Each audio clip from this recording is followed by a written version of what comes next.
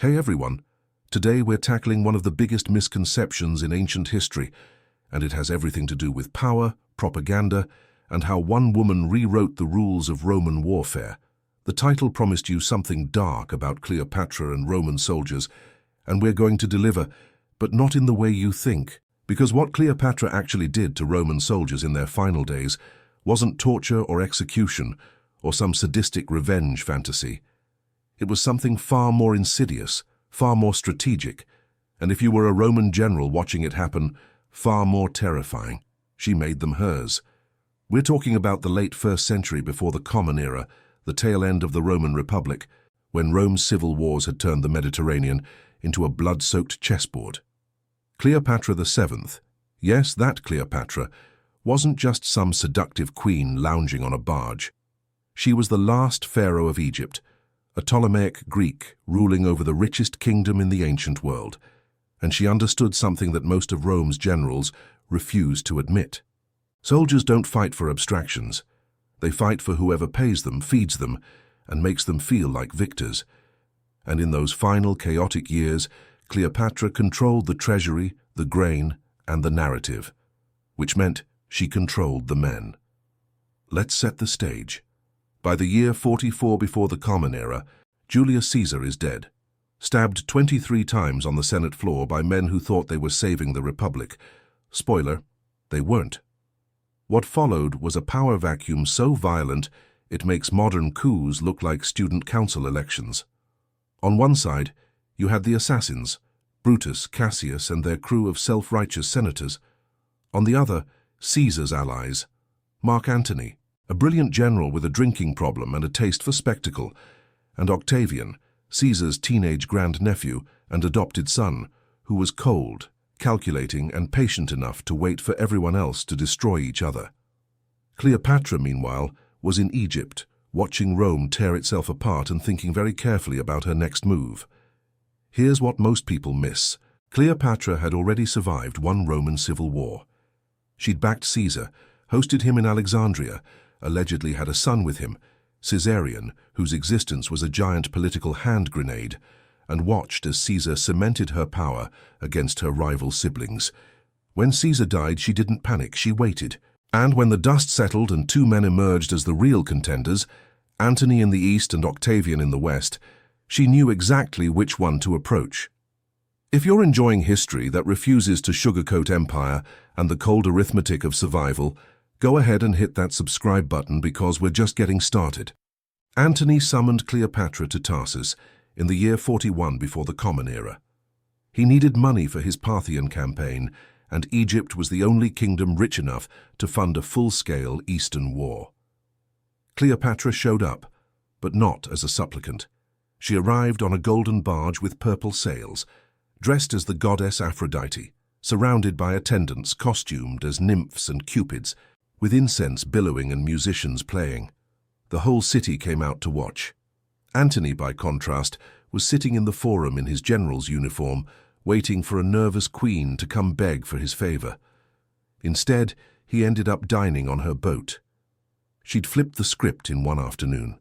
This is where Roman soldiers enter the picture, and where our story really begins. Because Cleopatra didn't seduce Antony in the way Roman propaganda later claimed. She offered him something far more valuable, a partnership. Antony needed funding, troops, and legitimacy in the East. Cleopatra needed military protection and Roman recognition of her reign and her son's claim to Egypt's throne. They struck a deal, and that deal came with consequences that would reshape the loyalty of thousands of Roman legionaries. Let's talk about what Roman soldiers actually were in this period, because if you don't understand that, you won't understand what Cleopatra did to them. These weren't professional patriots serving a flag. They were professionals, full stop. Most were career soldiers, who'd signed up for 20 years or more, drawn from Italy and the provinces by the promise of land, loot, and a pension. They swore oaths to their generals, not to Rome. That's crucial.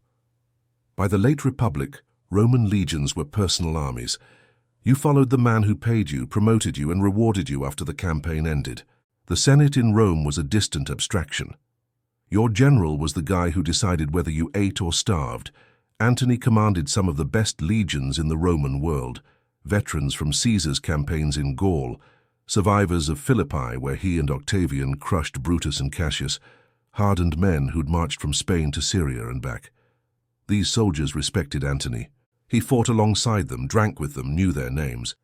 He was everything a Roman general was supposed to be: brave, generous, charismatic. But he had one massive problem. He was broke. The campaign against Parthia was astronomically expensive, and Rome's treasury was a smouldering ruin after years of civil war. If Antony wanted to keep his legions loyal, he needed money. And the only person who had it was Cleopatra. So Antony made a choice that every Roman politician before him had made, but none had taken this far. He outsourced the problem. He didn't just borrow gold from Cleopatra. He effectively made her his quartermaster, his financier, his logistics officer. Egyptian grain fed his troops. Egyptian gold paid their wages. Egyptian ships transported their supplies. And here's the thing Roman soldiers noticed very quickly. Cleopatra's money came on time. Roman commanders made promises. Cleopatra made payroll. That's a distinction that matters when you're a legionary in Antioch or Armenia, wondering if you're ever going home. Now, Roman propaganda, especially after everything fell apart, would later claim that Antony became Cleopatra's puppet, that she bewitched him with exotic oriental sorcery and feminine wiles, that he abandoned Rome for her bed. This is where we need to hit pause and name sources. Most of what we know about Cleopatra comes from writers like Plutarch, Cassius Dio, and Suetonius, Greek and Roman biographers writing 1 to 2 centuries after her death, working from sources that included Octavian's own propaganda machine. They had every reason to portray Cleopatra as a foreign seductress who corrupted a noble Roman. Octavian won the civil war. Winners write history. Winners. And Octavian's version of history needed Cleopatra to be a villain, so that Antony's soldiers, who would later serve Octavian, could be recast as victims rather than traitors.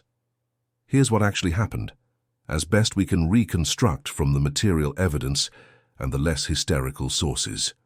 Antony and Cleopatra formed a political and military alliance that functioned like a co-regency.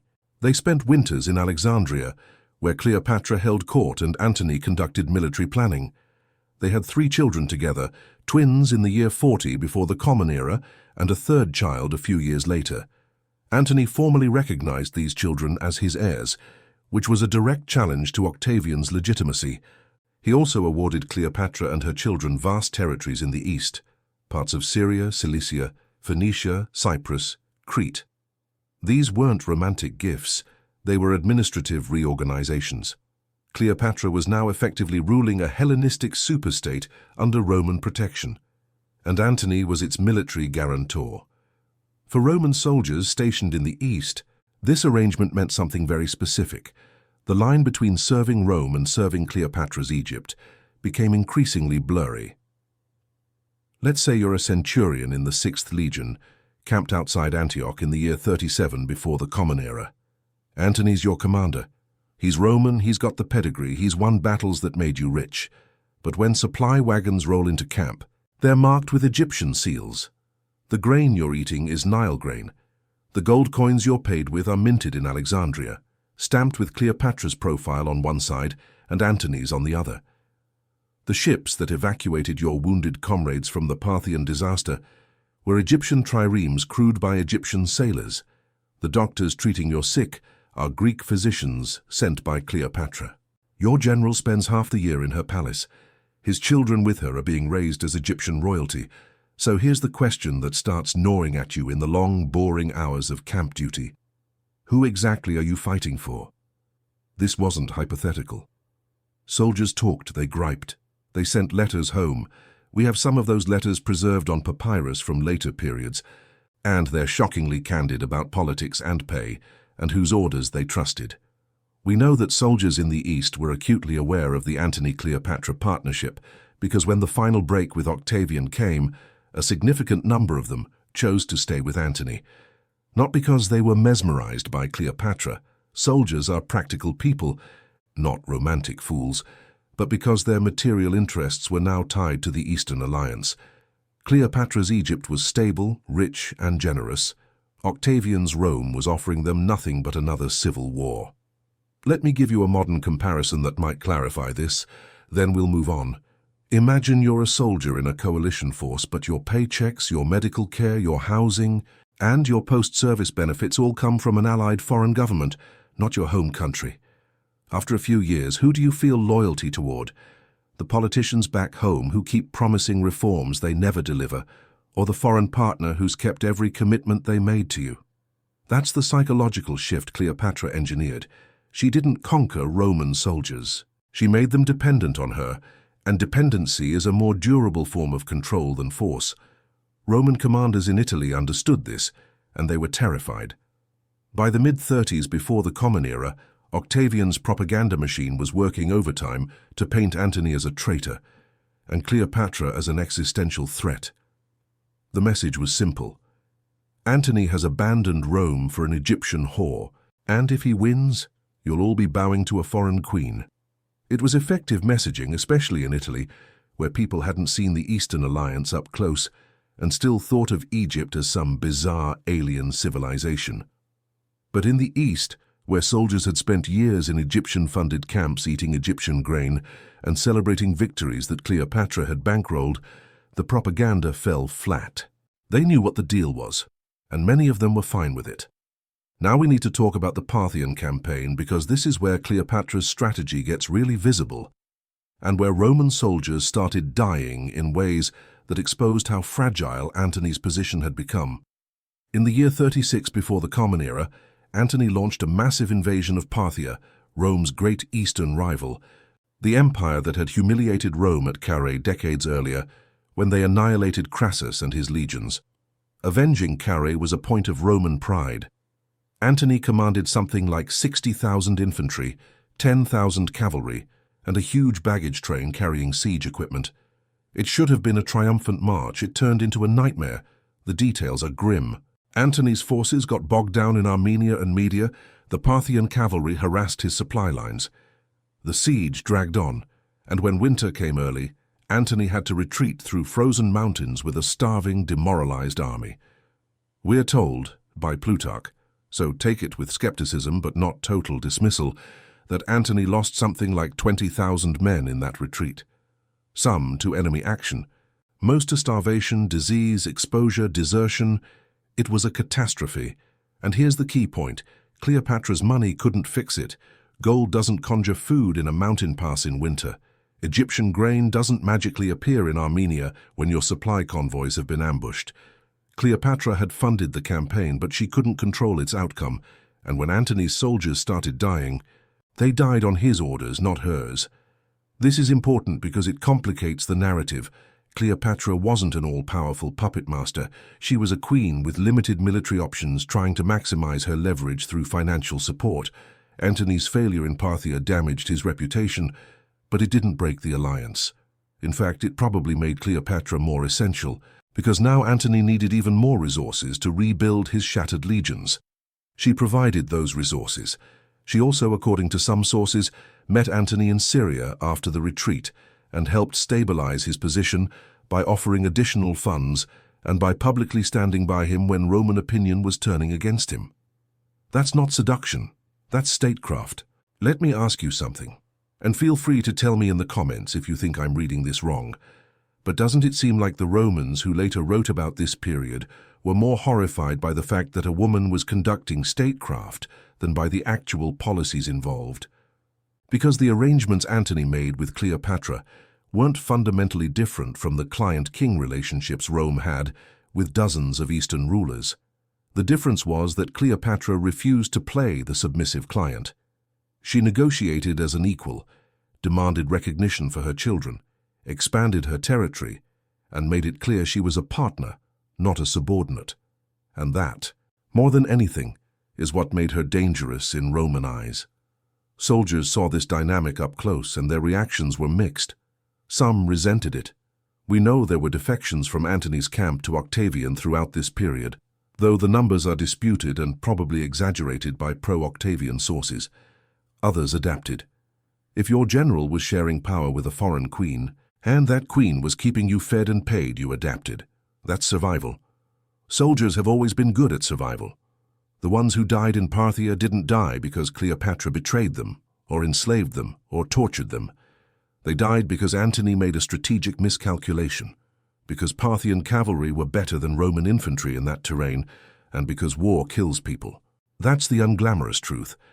By the year 34 before the Common Era, the situation had crystallized into something unprecedented in Roman history, a formal division of the Mediterranean world into Western and Eastern spheres, with Octavian ruling from Rome and Antony ruling from Alexandria.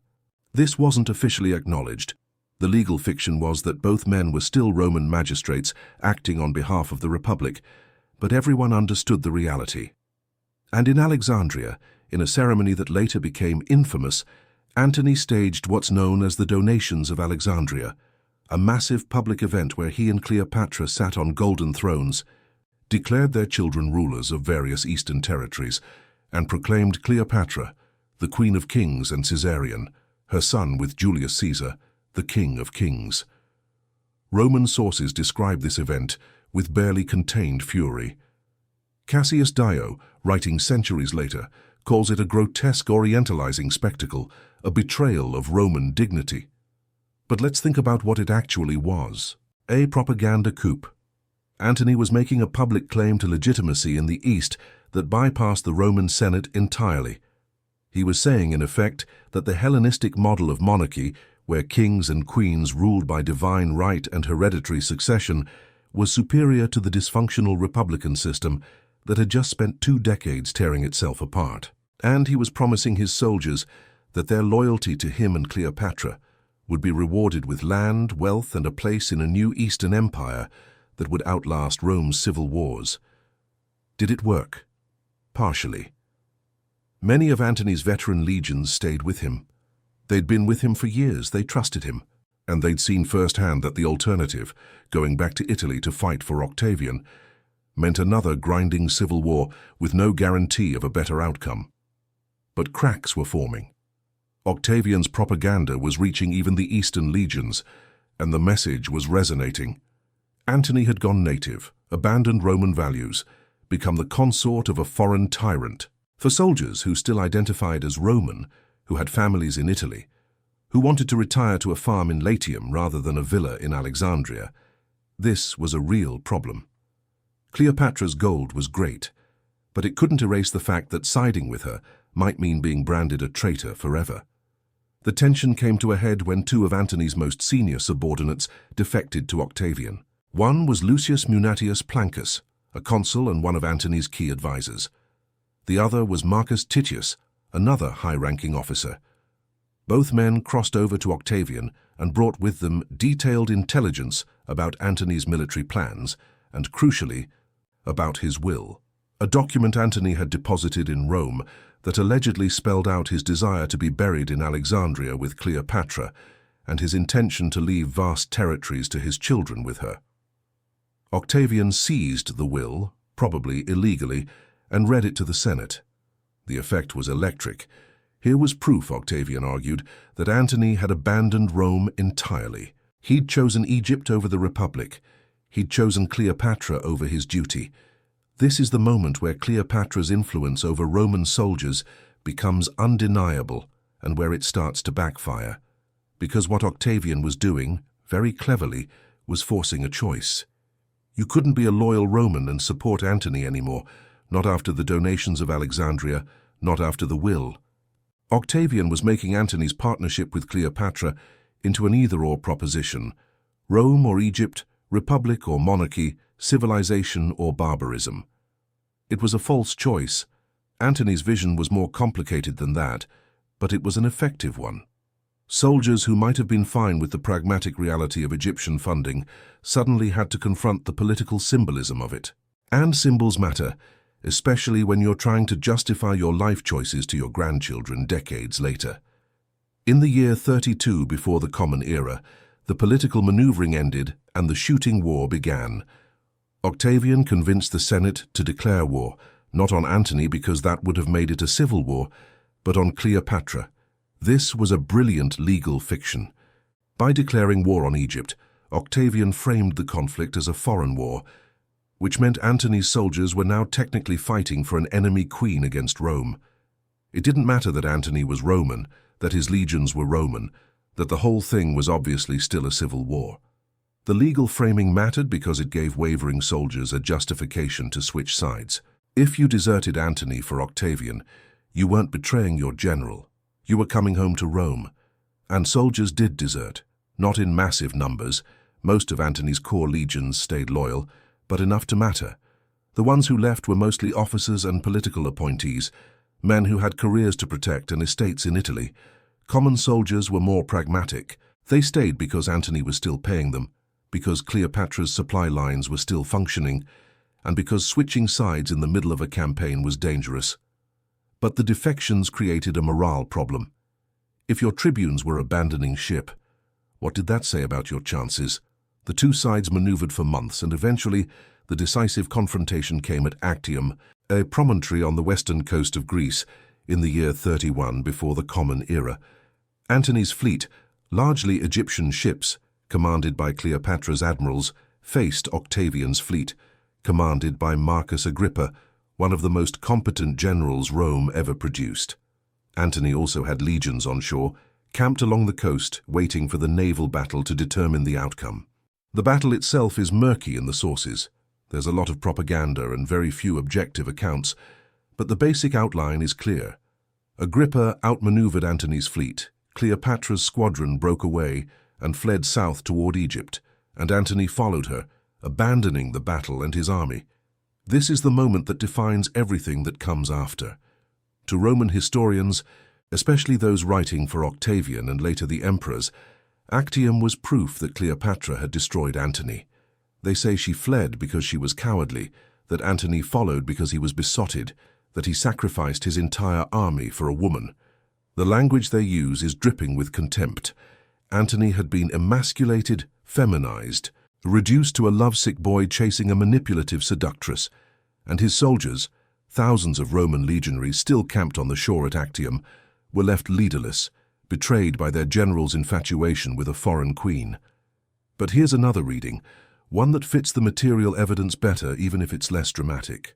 Cleopatra's squadron broke away because the battle was lost, and preserving the Egyptian fleet was the only way to continue the war.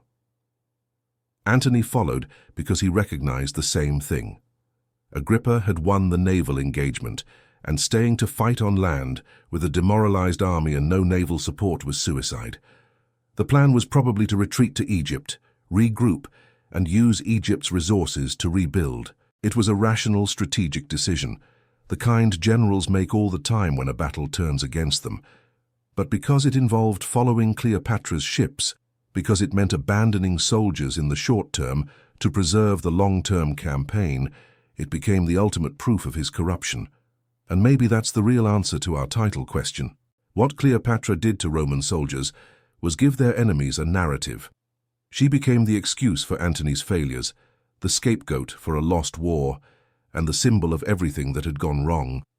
After Actium, Antony's soldiers at the battle site found themselves in an impossible position. Their general had fled, their fleet was destroyed or captured, Octavian's army was intact and closing in. They could fight to the death for a leader who'd abandoned them, or they could surrender to Octavian and hope for mercy. Most surrendered. Octavian, to his credit and to his strategic advantage, was generous.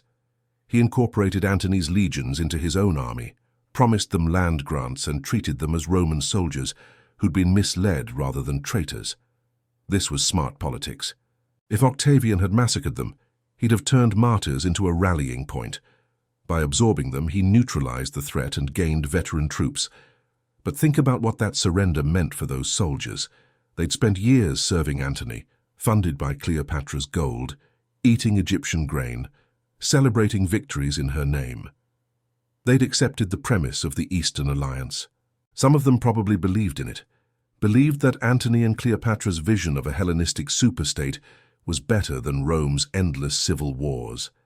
And now they were being told that the whole thing had been a lie, a trick, a seduction, that Cleopatra was a foreign enemy who'd corrupted their general and led them astray, that by surrendering to Octavian, they were returning to Rome and Roman values. It was a comprehensive rewriting of their recent history. and they had no choice but to accept it if they wanted to survive. This is the thing I find most fascinating and most disturbing about this whole story. The way the narrative of Cleopatra the seductress erased the agency of thousands of Roman soldiers. These men made choices.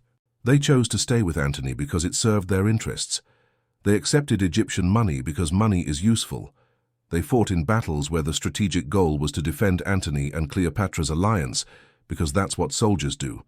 They follow orders and they protect their paychecks. But after Actium, all of that got reframed as victimization. They weren't agents making rational decisions. They were victims of a manipulative woman's schemes. And that narrative served Octavian perfectly because it absolved the soldiers of responsibility, made them reintegrable into Roman society, and placed all the blame on Cleopatra. Antony and Cleopatra fled to Alexandria. Octavian followed, methodically, taking his time. He didn't need to hurry. He'd already won the war. He just needed to finish it. By the summer of the year 30 before the Common Era, Octavian's forces were outside Alexandria. Antony tried to rally a defense, but his remaining troops melted away. There's a famous story, again from Plutarch, so grain of salt, that Antony tried to fight one last cavalry skirmish and briefly thought he'd won, only to return to the city and find that his men had already negotiated surrender terms with Octavian. That's how complete the collapse was. The soldiers who'd once chanted Antony's name now saw him as a lost cause. Antony killed himself, probably by sword, though accounts differ. Cleopatra followed, though the method is one of history's great debates. The snake story is famous, probably apocryphal and too symbolically neat to be fully trusted. What matters is that they both died, rather than be paraded through Rome in Octavian's triumph, and their deaths closed the book on the last challenge to Octavian's supremacy. He became Augustus, first emperor of Rome, and the story of Cleopatra became a founding myth of the empire. The dangerous foreign temptress who nearly destroyed Rome but was defeated by Roman virtue and discipline. So what did Cleopatra really do to Roman soldiers in their last days? Let's answer that directly. She fed them. She paid them. She kept their supply lines open when Rome's own infrastructure was collapsing. She gave them a strategic partner who could fund campaigns that the Roman Senate couldn't or wouldn't support. She offered them a vision of the Mediterranean world that didn't require endless civil war. And when the final crisis came, when Octavian's propaganda machine had successfully reframed the entire conflict as a choice between Rome and foreign corruption, she became the reason those soldiers could surrender without shame. Because if they'd been tricked, seduced, led astray by an Oriental sorceress, then they weren't really traitors. They were victims. And Octavian could welcome them back. That's the worse-than-torture answer. Cleopatra didn't brutalize Roman soldiers. She instrumentalized them. She made them economically dependent on her, which gave Antony's enemies the perfect weapon to use against both of them. And when everything collapsed, she became the scapegoat that allowed those soldiers to rewrite their own histories. The men who'd fought for the Antony-Cleopatra alliance, who'd defended it for years, who'd maybe even believed it could work. Those men got to pretend it had all been a spell, a trick, something done to them rather than something they'd chosen. And that erasure of their agency, that rewriting of their choices into victimization, is a kind of violence all its own, just not the kind you'd expect. The sources we have for this period are Roman sources, written by men who served Octavian or his successors, men who had every reason to justify the new imperial order by demonizing what came before. Cleopatra became the template for every dangerous foreign queen in Western literature, the seductress who corrupts civilized men, the exotic other who threatens the state. And that template has been so powerful, so enduring that even now, more than 2,000 years later, we still default to asking what Cleopatra did to Roman soldiers, rather than what Roman soldiers did with Cleopatra's support, or what Roman generals did when they used Cleopatra's resources, or what Roman politicians did when they needed an enemy to justify their power grabs. The soldiers who survived, the ones who surrendered at Actium, who were integrated into Augustus's legions, who retired to farms in Italy or colonies in Gaul, they kept quiet. They didn't write memoirs defending Antony. They didn't compose odes to Cleopatra's generosity. They took the land grants, collected their pensions, and told their grandchildren that they'd fought for Rome against a foreign threat. Because that was the price of survival in the new order. You accepted the narrative or you stayed a traitor. And humans are very good at accepting narratives that let them survive. Here's the lesson, if there is one. Power is always about narrative control. Cleopatra lost the war, so she lost control of her story. Antony lost the war, so he became the besotted fool rather than the general who tried to build a stable Eastern alliance.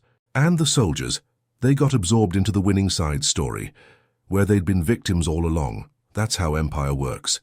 You don't just conquer territory and armies, you conquer meaning. You rewrite what happened so that your victory seems inevitable, virtuous, justified. And anyone who might contradict that story either gets incorporated into it or erased from it. Let's talk about what happened to the soldiers after Cleopatra's death, because that's the coda that really drives this home.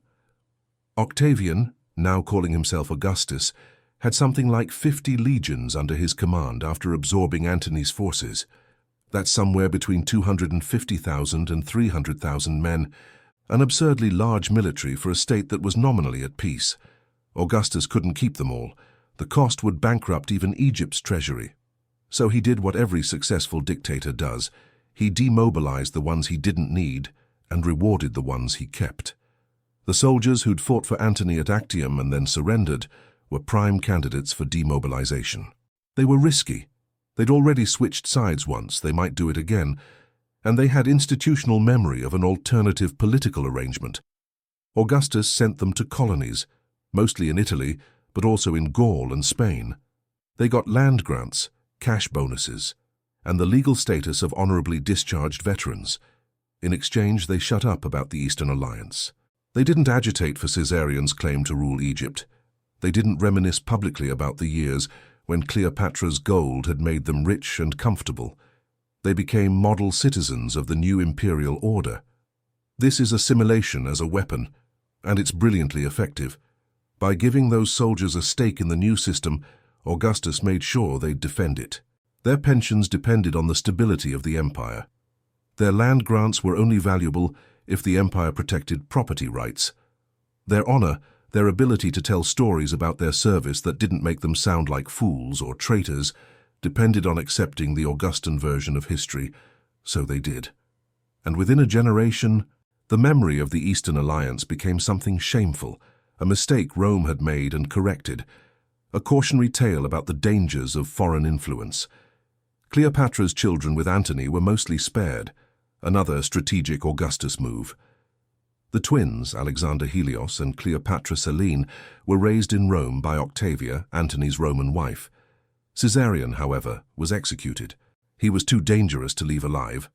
As Julius Caesar's alleged son and Cleopatra's heir, he represented a legitimate rival claimed to rule both Rome and Egypt. Augustus famously said, according to Plutarch, that 2 Caesars are too many. So Caesarion died, probably strangled or poisoned, and the Ptolemaic dynasty ended with him. Egypt became a Roman province, its grain fueling Rome's expansion, its gold filling Roman treasuries. Everything Cleopatra had tried to preserve, Egyptian independence, Ptolemaic rule, a Hellenistic alternative to Roman domination, vanished within months of her death. The Roman soldiers who'd once chanted her name at ceremonies in Alexandria were now eating bread subsidized by Egypt's grain, without ever thinking about who'd controlled that grain a decade earlier. That's the final indignity, maybe. Not that Cleopatra lost, but that her loss was so complete that even the people who'd benefited from her policies forgot she'd ever been a partner rather than an enemy. The machinery of empire ground her legacy into propaganda so fine that it became invisible. Here's what gets me about the whole narrative. The assumption that Cleopatra's influence over Roman soldiers was about sex. The sources are obsessed with her beauty, her seductive power, her erotic mastery. Plutarch describes her voice as enchanting. Cassius Dio talks about her ability to captivate any man. Later poets and historians pile on with lurid details about her baths, her perfumes, her techniques in bed, and all of it misses the point. Cleopatra's power wasn't erotic. It was economic and political. She controlled resources Roman generals needed, and she used those resources to build alliances that served Egyptian interests.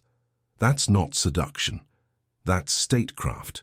But framing it as seduction served multiple purposes for Roman writers. First, it made Cleopatra less threatening. A woman who uses sex to manipulate men is comprehensible, even familiar in Roman literature. A woman who conducts foreign policy as an equal partner with Roman generals, who negotiates, strategizes, commands resources, and demands concessions, that's unsettling. That challenges fundamental assumptions about gender and power. So Roman writers opted for the more comfortable narrative. Cleopatra was a seductress, Antony was a fool, and the whole thing was a melodrama about love and lust rather than a cold-blooded attempt to reorganize Mediterranean power structures. Second, the seduction narrative erased Cleopatra's competence. If she was just using sex, then she wasn't really a political threat. She was a distraction, a temptation, a moral failing on Antony's part. But if she was a shrewd monarch who recognized that Rome's civil wars created an opportunity for Egypt to expand its influence, who understood that bankrolling Roman generals bought Egyptian security, who calculated that a partnership with Antony was Egypt's best chance to remain independent, if that's who she was, then she was dangerous in a way that required serious military and political responses. The seduction narrative allowed Roman writers to minimize her agency while still justifying her destruction. And third, focusing on seduction absolved Roman soldiers of responsibility. If Cleopatra was an irresistible temptress, then the soldiers who fought for Antony were victims of her sorcery rather than participants in a failed political project. They didn't make bad choices, they were enchanted. They didn't prioritize their own economic interests over abstract loyalty to Rome. They were corrupted by Oriental decadence. This was crucial for Augustus's project of reintegrating those soldiers into Roman society. He couldn't punish them all, there were too many, and it would destabilize the empire. But he couldn't let them keep their version of events either, because their version implicated Rome's entire system. So the seduction narrative split the difference. The soldiers were innocent, Cleopatra was guilty, Antony was weak, and Augustus was the restorer of order. What Cleopatra actually did, fund a military alliance, negotiate political terms, manage a multinational coalition, defend Egyptian sovereignty, try to preserve her dynasty's legacy, all of that got buried under layers of misogynistic propaganda. And it worked. For 2,000 years, Cleopatra's reputation has been defined by Roman sources written by her enemies. We still call her a seductress. We still debate her beauty, as if that's what mattered. We still tell stories about her lovers rather than her policies. That's the longest-lasting consequence of Actium, not the territorial realignment, not the establishment of the Roman Empire, but the narrative victory that turned a queen into a cautionary tale about feminine manipulation. Let's bring this back to the soldiers one more time, because they're the ones who lived with the consequences daily. Imagine you're a veteran of Antony's legions, settling onto a farm in southern Italy in the year 25 before the Common Era. You're in your 40s now, maybe 50s. You've survived 20-plus years of military service, multiple civil wars, the Parthian disaster, Actium, and the chaotic transition to Augustan rule. You've got a land grant, a small pension, maybe a wife and children. You're trying to build a normal life after decades of violence and uncertainty. And people ask you about the wars, your neighbors, your children, travelers passing through. They want to know what it was like to serve under Antony, whether you met Cleopatra, whether it's true that she was the most beautiful woman in the world, that Antony abandoned Rome for her love, that she used witchcraft to control him. What do you say? Do you tell the truth, that Cleopatra was a competent monarch who funded your campaigns, that Antony was trying to build a sustainable Eastern alliance, that you fought for them because they paid you on time, and the alternative was another decade of civil war? Or do you tell them what they want to hear, what the official history says, what keeps you out of trouble with the imperial authorities? Most of those veterans probably chose the safer path. They confirmed the narrative. They told stories that painted Cleopatra as the villain and themselves as loyal Romans who'd been misled. Some of them might have believed it by then. Human memory is malleable, and it's easier to remember yourself as a victim than as someone who made calculated choices that didn't work out. Others probably knew they were lying, but did it anyway, because what's the alternative? Spending your retirement years arguing with Augustan propaganda, getting branded a malcontent or a traitor sympathizer, losing your pension, you keep your mouth shut, you play along, and you let history be written by the people who won. That silence is part of what Cleopatra did to Roman soldiers, in a roundabout way. By losing the war, by becoming the scapegoat for Antony's failures, she trapped those soldiers in a narrative they couldn't escape. They couldn't defend her without implicating themselves. They couldn't tell their own version of events without contradicting the imperial myth. So they stayed quiet, and their silence ratified the lie. And every generation after them learned the same lie, refined it, embellished it, until Cleopatra, the shrewd politician, became Cleopatra the seductress, and Cleopatra the seductress became shorthand for foreign feminine danger in Western culture. That's a more durable victory than any military conquest. Here's the thing that makes this story timeless. It's still happening. Political leaders still use foreign enemies to unify their populations. Propaganda still rewrites recent history to suit the needs of whoever's in power. Soldiers still get deployed in conflicts that serve elite interests, and then get their service reframed as noble sacrifice or tragic victimhood, depending on who wins. The machinery Octavian built, the narrative control, the assimilation of former enemies, the scapegoating of the defeated, that machinery is still running. The specifics change, the underlying structure doesn't. So let's answer the title question one final time with all the nuance it deserves. What did Cleopatra really do to Roman soldiers in their last days? She gave them jobs, she gave them purpose, she gave them financial security in an era when the Roman state had nothing to offer them but more war and broken promises. She partnered with their general in an attempt to create a stable Eastern power bloc that might end the cycle of Roman civil wars. And when that attempt failed, when Octavian's military and propaganda machines proved stronger, she became the excuse that allowed those soldiers to survive the transition to imperial rule without being purged or executed. Was that worse than torture? Worse than execution? Worse than the conventional horrors we associate with ancient warfare? In a way, yes. Because what happened to those soldiers at the end wasn't physical annihilation. It was narrative annihilation. Their choices were erased.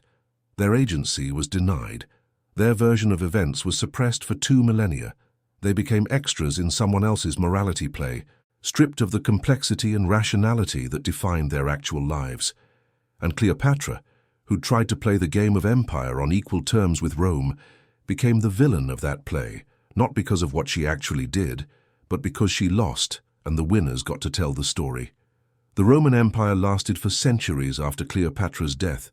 It conquered Britain, held the Rhine, built roads that still exist, spread Latin across Europe. But it was built on the corpses of alternative visions, on the suppressed histories of the people who lost. Cleopatra's Egypt was one of those alternatives. The Eastern alliance she and Antony tried to construct was another. And the soldiers who fought for that alliance, who believed it might work or who just liked getting paid on time, they're the ghosts in the machinery. They're the people whose silence made the empire possible. If you found this useful, if you're interested in more history that refuses to accept the winner's version of events at face value, that digs into the economics and the propaganda, and the ways power actually functions rather than how it's mythologized, consider subscribing, dropping a like, or checking out the other videos on this channel, where we take on everything from Roman succession crises to medieval power structures. And let me know in the comments, do you think Cleopatra's been given a fair shake by history, or is the seductress narrative so embedded that we can't see past it anymore? I'm genuinely curious what you think, because this story doesn't have clean answers.